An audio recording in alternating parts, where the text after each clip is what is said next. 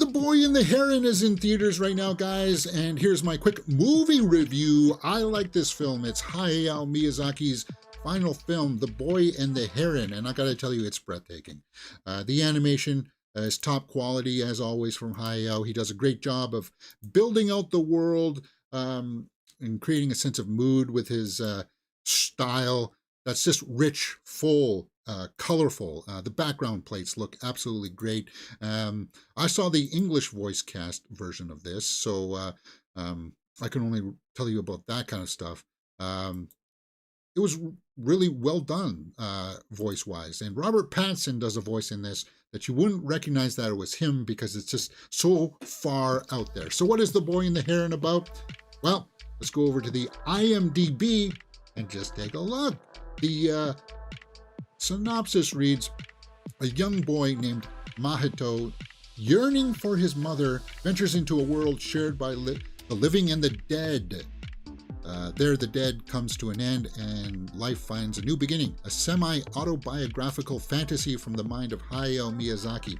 Now, yes, I don't know why they're showing a clip there from Spirited Away, but yes, this is, if you like Spirited Away and like that kind of Alice in Wonderland feel, The Boy and the Heron is very much like that. There's like a small passageway, there's doorways that open up, kind of like Matrix style, that lead into different alternate realities. And it has to deal with life and death kind of stuff. The Boy and the Heron was well done, but it's got some issues. And those issues are the running time.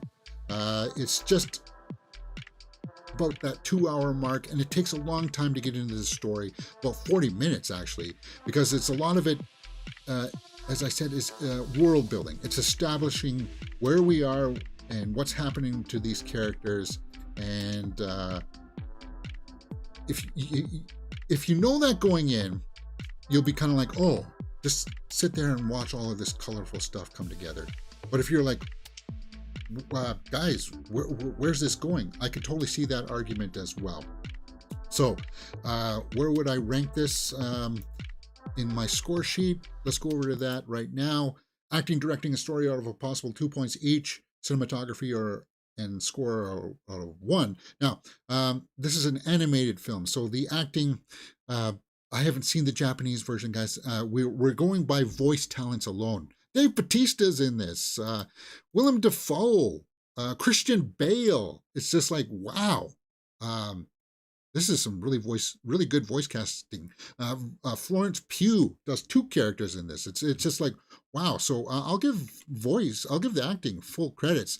Directing, once again, the animation style, the execution of it is fairly well done, but it's got some story issues. It's got some pacing issues in there that I gotta knock it down for that, because as cool as it is looking, I have to call it out. Now, the story is fantastical, and as I said, there is that pacing issues in there that maybe on a second viewing I'll be a little bit more relaxed on, but I have to call it for what it is. Cinematography and score, I'm going to give cinematography the full point. I'm going to give cinematography full point because, as I said, those visuals are absolutely breathtaking. Watching him fill out that world, and I felt like at times it was paying homage to all of his works from Princess Mononoke and those war films that he does with all of the planes and stuff. You could see all of his influences kind of crafted into this one. A little bit of Howl's Moving Castle in there. Yeah. Yes, it's a master work. Now, I don't know if it's his best work, but I came out of the theater and I was like, that's some really, really awesome animation. Like, Hollywood and Disney, they don't hold a candle to this kind of animation style. I understand that there's the new wave of stuff coming out with Spider-Man Across the Spider-Verse and TMNT Mutant Mayhem, where it's like all choppy kind of stuff. No, this is nice, crisp, smooth stuff. And some of the things when they're running down hallways and stuff, and it's like the motion tracking is just like, how in the heck did they animate all of this stuff, because it's crisp and it's just like, wow. It's it's like, this is really cool stuff. So that's the way I felt about it. The score did get nominated for, I think, a Golden Globe or something like that. The score was good, but it was not as memorable as, say, I hate to keep on going back to Princess Mononoke, but Princess Mononoke is my favorite out of his, hands down, because of the soundtrack, because of the voice casting, because of all that it was. It was just awesome. But I know that Spirited Away will be up there for a lot of people too, because I think Boy and the Heron is a little bit more like Spirited Away, about going into an alternate dimension and reality and seeing spirits of trees and vegetables and stuff like that. There's like old ladies in that one as well. And there's old ladies in The Boy and the Heron. So The Boy and the Heron was pretty good. Let's go over to the tomato meter and see what people are saying about it. 96% by critics, 90% by the audience. Wow, I think we're on track or on pace to somewhere get up into that ballpark. Just know that it's a bit long going in, right? If you're a fan of Miyazaki, then this will be for you. If you're a fan of even Christian Bale or Robert Pattinson, you'll want to check this out. Dave Bautista does a great job in this too. So, Gemma Chan, Willem Dafoe, Mark Hamill shows up in this one too. Really well done. So let's see what people are saying. Alonso Duralde says, if The Boy and the Heron does wind up being his farewell to cinema, which it's slated to be, Miyazaki will be leaving behind a beacon of encouragement, a guidepost to remind the world that even when all seems lost, courage and compassion can forge a new path. Okay. Somebody who didn't like it, Wall Street Journal. Wall Street Journal doesn't like a lot of stuff, mainly because they're into business. They're not into. Mainly, the film is a kind of sketchbook for Mr. Miyazaki, fills up with extravagant visual ideas without worrying too much about story structure. Well, yeah, that goes back into what I was saying about it takes a long time to get it actually moving, right? Corey Coleman from Double Toasted, he liked it.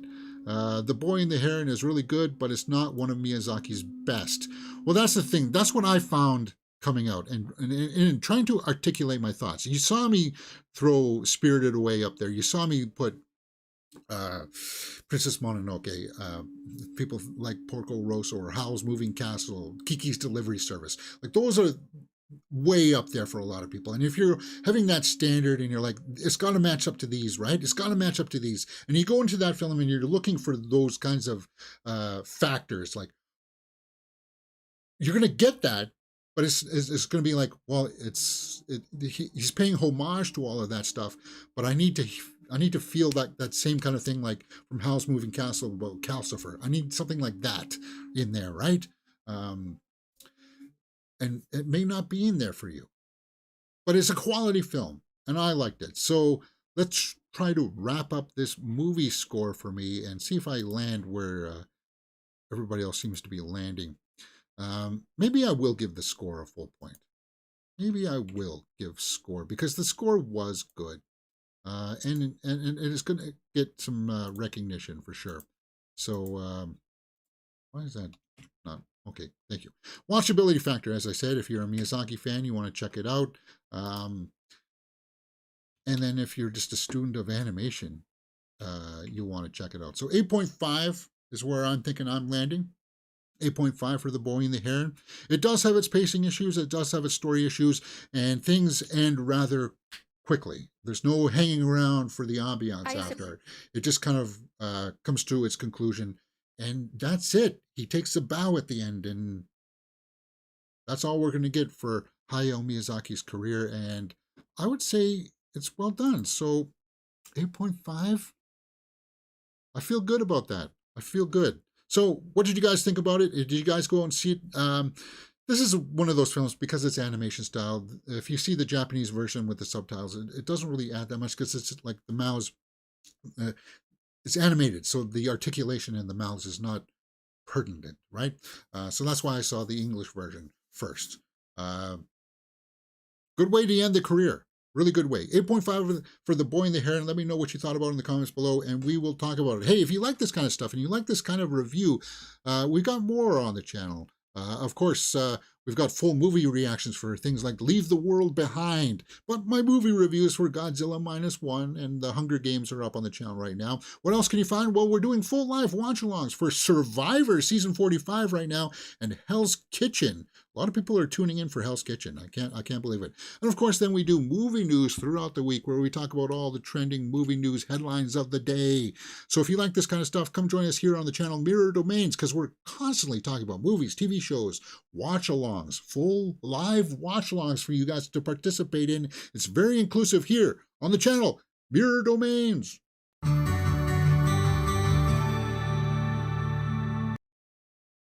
All right, let's take some live comments here and address some issues.